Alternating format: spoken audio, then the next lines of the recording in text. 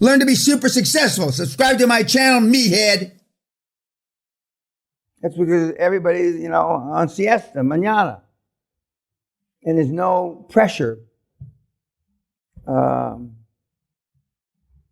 you got to make them accountable. What gets measured gets accomplished.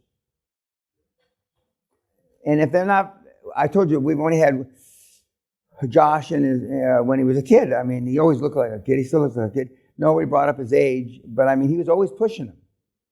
And he went to 25 directors because he was pushing them as well. Now, some of your directors will feel uncomfortable pushing the other professionals until you've done some deals because they realize, well, the thing could blow up and now I've got egg on my face. Not worried about egg on your face. They couldn't give a shit less. They not worried about egg on your new entity's face. They're worried about egg on their face. Well, you need to find that out sooner than later. It's like Peter said when the first guy jerked him around for 7 months, I said after the first meeting, the first week, I said, he's lying. And he was. But the accountants and lawyers shouldn't lie. Now, if you're trying to get a deal done during tax time, the accountants are up to here. That's for sure. But you don't care. I said, well, just take the one on the bottom of the list, which is me now, put it on the fucking top of the list. I said, because I'm a series of transactions for the rest of your career. I'm the guy that's going to make you a senior partner, pay for all your sundry expenses. Then you got to perform. If you talk bullshit and then you don't bring any deals or you allow your board to kill deals, it's one thing if your outside accountants and your outside lawyers kill a deal, but not your in-house board. I can say in 52 years that I've been using delayed fees, I've never had an accounting firm or a law firm kill a deal. Never. In 52 fucking years.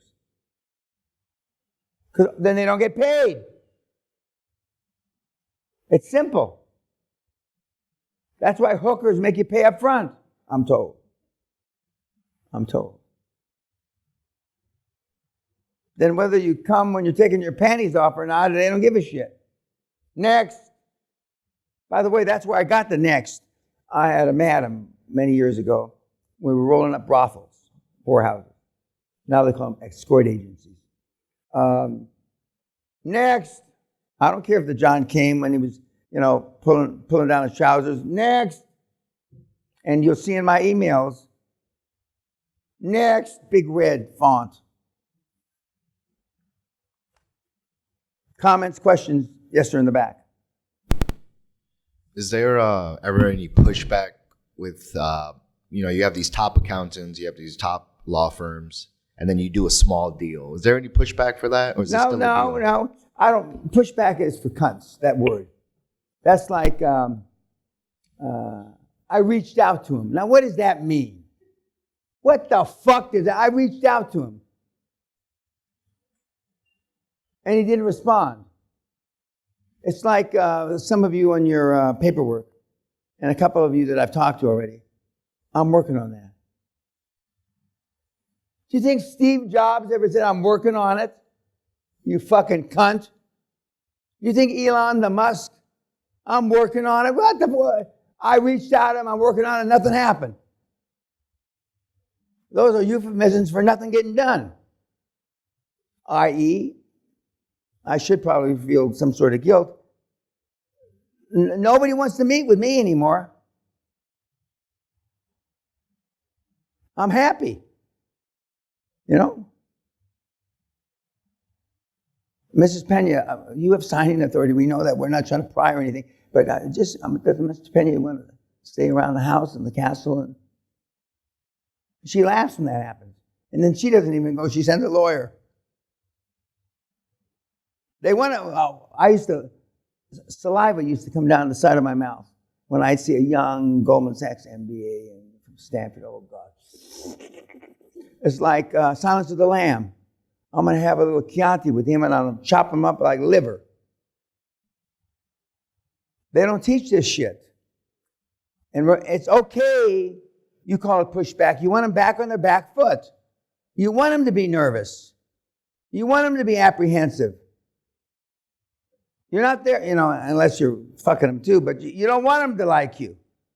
All you want them to do is respect you professionally. All you morons want them to like you. I assure you, they don't give a fuck if you like them.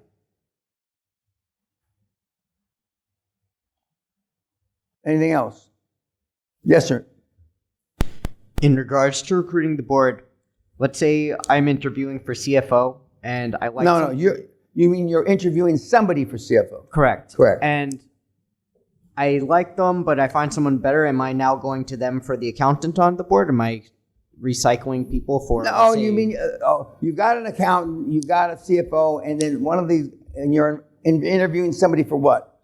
You're interviewing somebody for the accounting position after you already have the CFO? I'm looking for CFO. There's 2 qualified candidates. Do I take one, put them in one position, one? No, I interview, because the position you're interviewing for accountant on the board, which is a non-executive director position, the CFO is an executive director position, which ultimately will get a salary in addition to his free stockholders' equity, when you can cash flow.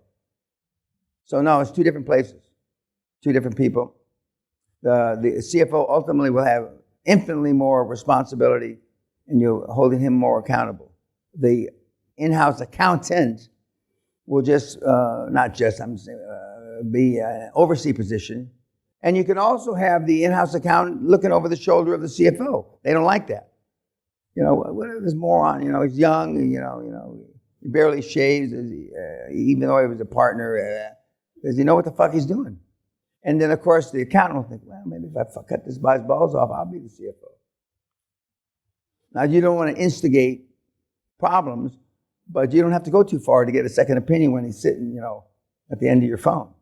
And both of them oversee the accounting firm that are going to jack your fees up. When they know you're not paying for the fees, when they know they're delayed, your fees will be 25 to 100% higher. You're not paying for them. What are you crying about? Is what they're thinking. They won't say that to you. And it's the truth. You're not paying for them. You're financing them. What do they're thinking. I've heard a big managing partner from this is in the Big 8 days. What a whining bitch, and I'm walking around the corner, and he's talking about my CFO. What that whining bitch? He's not got no money in this fucking deal. He's not paying for it. He's fucking the motivated seller, and he's overfinancing it. In those words, he said. And then I pop around the corner. Really? We dropped the fee 50% before I even licked my lips. But it's not a matter of pushing back. Pushing back is when I'm at that bar and they're squeezing the mayonnaise out of my pockets in the bathroom. That's pushing back to me. None of this shit. Other question? Yes, sir. No, I wouldn't recommend that. No.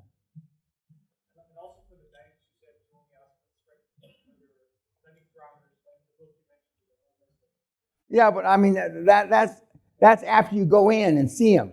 But originally, when you're warming up banks, I'd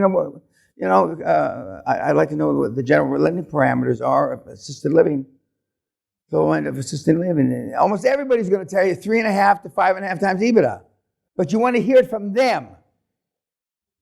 And then some of the kids, they confirm it with a text. So since I don't know, I send a text now.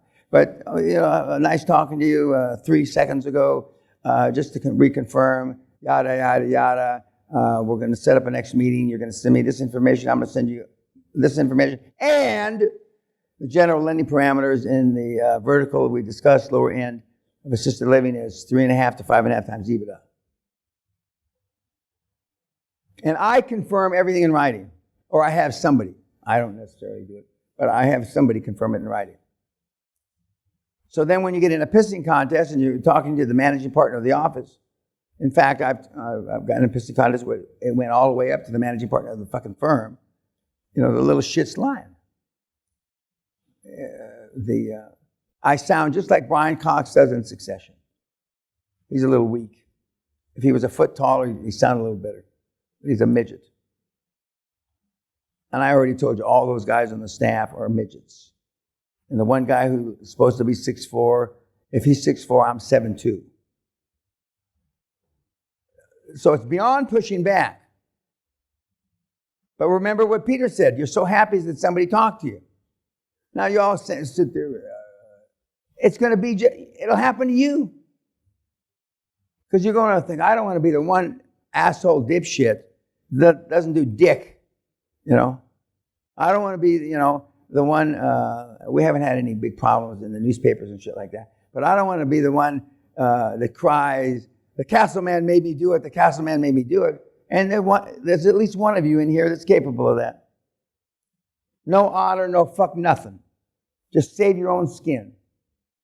But in my particular case, because I've already told you, you don't have to worry about saving my skin, because you'll be buried so fucking far into the crust of the earth, they won't be able to find you to arrest you. But for the regular Joe Schmaltz, white morons, Asian morons that are cunts, you can get away with anything. And some of you will, and some of you already have. But that's not my problem. I don't give a shit. But I told you, when the big guys, don't fuck them around. You better think twice. Other questions about the Goombas. The Goombas are a lot of fun. They're good fun.